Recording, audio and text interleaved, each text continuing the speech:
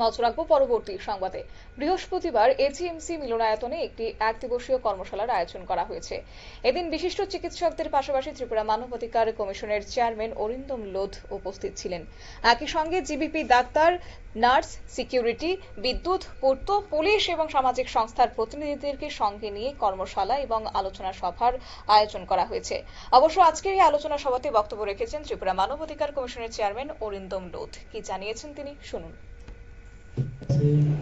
Doctor Bhaiyo kache বন্ধুদের কাছে to take note of it.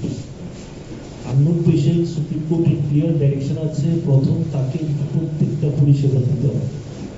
Violation of this will amount to contempt of court. Please keep it in mind. এবং very seriously without inquiry you are to treat him in all respects. কিভাবে করবেন এটা হসপিটালের নিয়ম কি আমি জানি না, তবে যেভাবেও এই ধরনের পেশেন্টকে কিন্তু without any question you are to treat him এবং যা যা করার একদম সুস্থ না হওয়া পর্যন্ত আমাদেরকে ছাড়া যাবে না, সমস্ত রকম পরিষেবা দিতে হবে। এটা কিন্তু প্রথম অভিযোগটা খুবই মারাত্মক এবং এটা আমি অনুরোধ রাখবো এটা বিশেষভাবে দেখার জন্য হসপিটাল কর্তৃপক্ষকে, যাতে এটার মধ্যে কোনো গাফিলতি না হয়। কাজে আমি আশা করবো ভবিষ্যতে আর এরকম হবে।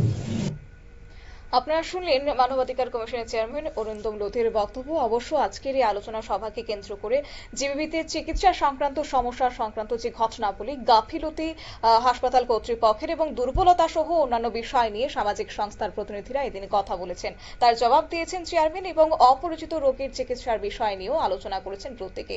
এজিএমসি ও জিবিতে পদস্থ আধিকারিক স্বাস্থ্য দপ্তরের অধিকর্তা ডক্টর তপন মজুমদার সহ অন্যান্যরা এদিন আলোচনা রেখেছেন এবং উপস্থিত ছিলেন।